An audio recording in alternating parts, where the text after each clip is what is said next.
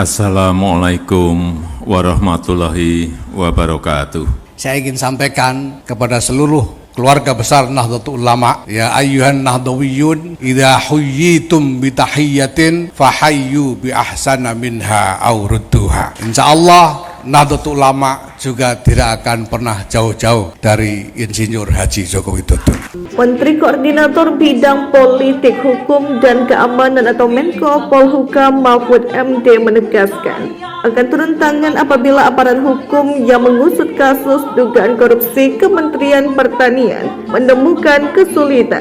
Kalau ada kesulitan di situ, bilang ke saya turun tangan, ujar Mahfud saat ditemui awak media usai mengikuti upacara peringatan Hari Kesaktian Pancasila di Lubang Buaya, Jakarta Timur pada Minggu 1 Oktober 2023. Sejauh ini terdapat 3 dugaan tindak pidana dalam kasus dugaan korupsi di tubuh Kementerian Pertanian. Selain tindak pidana korupsinya sendiri, ada kasus penemuan 12 pucuk senjata api di rumah dinas Menteri Pertanian Syahrul Yassin Limpo dan dugaan menghalang-halangi penyidikan. Mahfud pun mendorong aparat hukum mengusut seluruh dugaan tindak pidana. Satu korupsinya sendiri itu adalah tindak pidana penghilangan dokumen tindak pidana juga ada hukumnya sendiri, itu harus dikejar, tutur Mahfud. Selain itu, penemuan 12 pucuk senjata api yang diduga ilegal juga tak boleh luput dari investasi aparat penegak hukum. Apabila senjata api itu terbukti ilegal, Mahfud menegaskan harus diproses hukum. Ia harus diselidiki. Kalau itu senjata benar dan tanpa izin, tanpa hak pengguna, ia harus diproses hukum lagi, kata Mahfud. Diketahui KPK tengah mengusut dugaan korupsi di Kementan. Tim penyidik menggeledah rumah dinas Menteri Syahrul sejak Kamis 28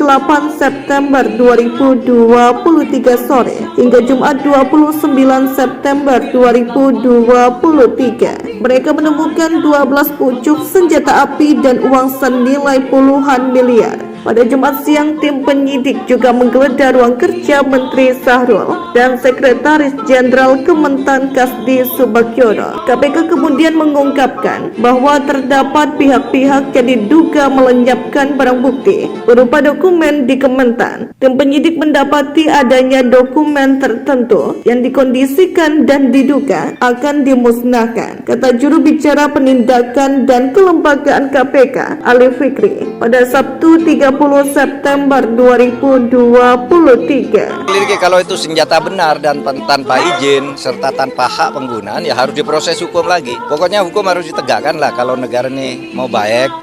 Menko Polhukam Mahfud MD siap turun tangan dalam dugaan kasus korupsi di tubuh Kementerian Pertanian yang menyeret menterinya langsung, Syahrul Yassin Limpo.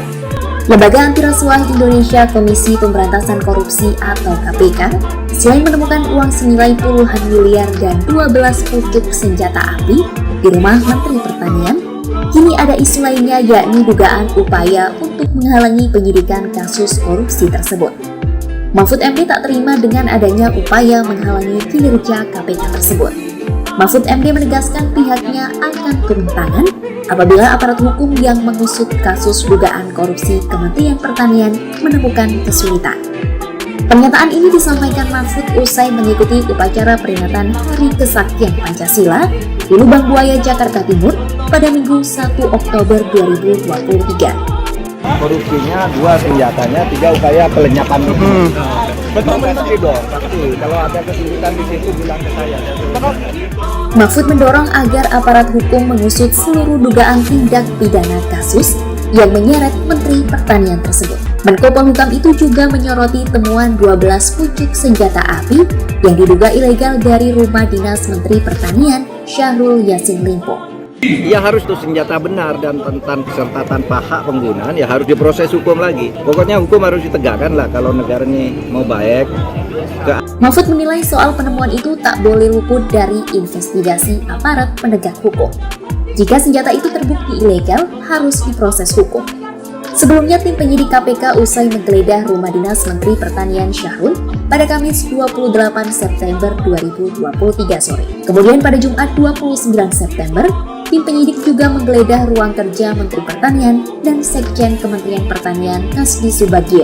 KPK mengungkap ada pihak-pihak yang diduga melenyapkan barang bukti berupa dokumen di Kementerian Pertanian. Benar, orang bisa silih berganti, orang bisa di-replace, tetapi tidak sebentar untuk membangun skill, untuk membangun pengalaman, untuk membangun apalagi integritas. Nah, ini juga menurut saya juga menjadi salah satu faktor kenapa KPK saat ini tidak punya kasus yang bernilai strategis. Mungkin hanya 1-2, mungkin seperti Mahkamah Agung atau sebelumnya Menteri Kelautan dan Perikanan yang dalam kasus benih lobster. Kalau tadi ditanyakan kenapa sekarang kejaksaannya yang naik, ya saya sih senang kalau kejaksaan memang naik, artinya mereka menjawab challenge dari publik yang selama ini menganggap kejaksaan dan kepolisian prestasi dan kinerjanya itu kurang memuaskan. Nah, kejaksaan punya prestasi yang sangat bagus di beberapa kasus, Jiwasraya, Asabri, Surya Darmadi, minyak goreng, dan sekarang BTS, Kominfo. Jadi ya kita apresiasi. Bagi yang jalankan tugas dan kinerja yang baik, kita apresiasi. Bagi yang diragukan kinerjanya apalagi independensinya, ya kita kritik. Pasti ya, karena di politik itu hanya dua hal yang bisa dibangun oleh politisi. Pertama, membangun pencitraan, yang kedua membusuk-busuki lawan. Nah, dalam konteks tadi ya, bagaimana mengcounter pembusukan lawan ini, tentu kita harus mempersiapkan diri semua perangkat itu. Politisi itu harus punya perangkat untuk bisa imun terhadap serangan-serangan. Ya, di saat yang sama juga membangun persepsi yang positif misalkan bangun integritasnya. Lalu masyarakat juga menilai bahwa mereka mampu. Lalu juga jangan lupa bahwa mereka berprestasi, dan bangun juga konsepsi bahwa perdebatan ide gagasan yang harus dimunculkan. Itu yang harus sebenarnya dibangun dalam Pilpres 2024 nanti. Dan integritas ini juga jangan hanya pas mau pemilu aja gitu ya, ditunjukkan kepada publik. Investasi politik kan lama sebenarnya. Betul, integritas ini kan hadir pada tokoh yang memang sudah lama berjuang. Dan dihasilkan dari track record yang panjang dan lama. Oleh karena itu ya kita bahasa politik, kita nilai, kita kuliti apakah bersih atau tidak, kan akan kelihatan tuh figur sosok capres-cawapres yang berkualitas itu akan ditemukan oleh masyarakat. Narasi seperti itu, seperti Kang Ujang, yang harus diungkapkan kepada publik sehingga kita juga bisa memilih pemimpin dengan nyaman, terutama untuk isu-isu korupsi yang bersih mana gitu, kita bisa mencermati bersama. Terlepas dari adanya intervensi politik terhadap kasus hukum, jika publik menilai itu sudah bersih, pemimpin yang bersangkutan sudah bersih, pasti akan tetap dipilih begitu ya.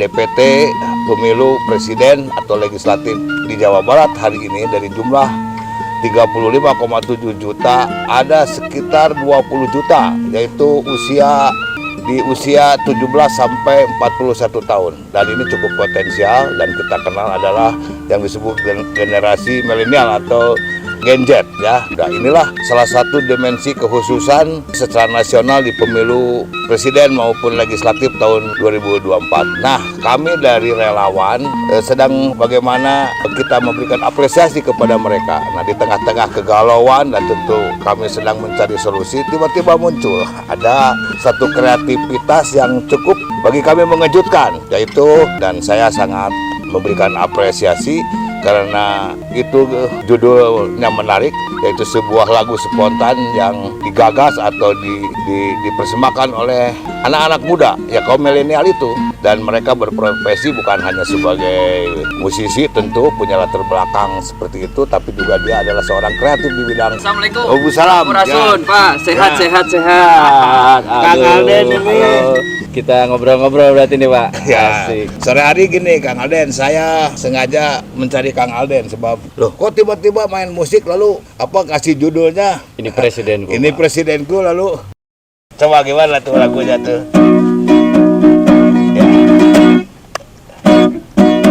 Ada pilihan ini, ada pilihan itu.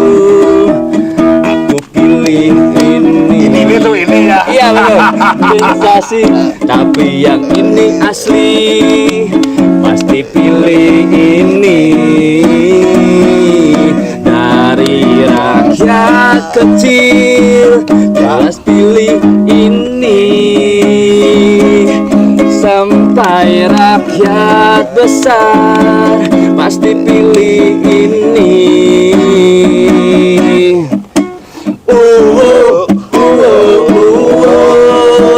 Ganjar pilihanku,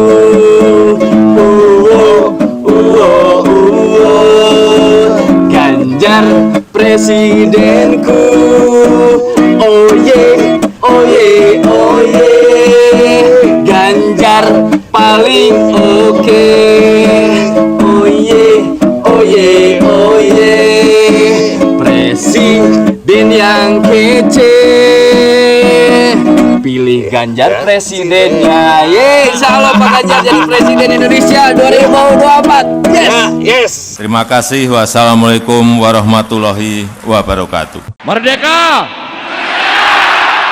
Tempat ini menjadi saksi bagaimana pidato Bung Karno selalu menggetarkan. Dedication of life disampaikan di sini, mengajarkan kita agar bisa mengabdi pada bangsa dan negara. Pak Jokowi mewujudkan itu. Infrastruktur yang hebat, IKN yang tidak hanya memindahkan tempat dan ibu kota, tapi membuka mindset, merubah mindset untuk menjadi negara maju, termasuk hilirisasi industri yang akhirnya kita diperhitungkan oleh dunia. Hari ini kita meneguhkan hati, bekerja keras dengan api semangat yang tak pernah padam, menangkan PDI Perjuangan dan calon presiden PDI Perjuangan Ganjar Pranowo.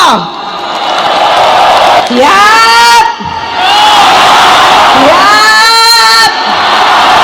Seperti Mbak Puan tadi sampaikan, itu juga Bapak Ibu yang mesti kita pertahankan, kita lanjutkan. Namun itu tidak bisa terlaksana kalau kita tidak menang hat-trick besok pagi. Bapak Ibu, itu tidak akan terwujud kalau kita tidak kompak. Maka pesan Bu Mega kepada kita semuanya, agar kita bisa bersatu, kita berdiri seteguh karang yang tetap tegar dalam gempuran-gempuran ombak sekeras apapun. 2013 lalu, pemilihan Gubernur Jawa Tengah, PDI Perjuangan dan Ganjar Pranowo memenangkan itu. Dan itu di bawah pimpinan Mbak Puan.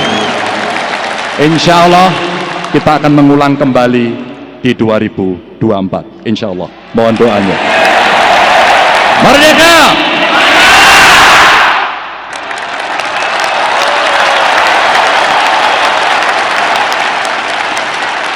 Semoga Allah senantiasa menuntun kita di jalan yang diridhoinya. Aku qouli hadza, astaghfirullah li wa lakum. Wassalamualaikum warahmatullahi wabarakatuh. Terima kasih.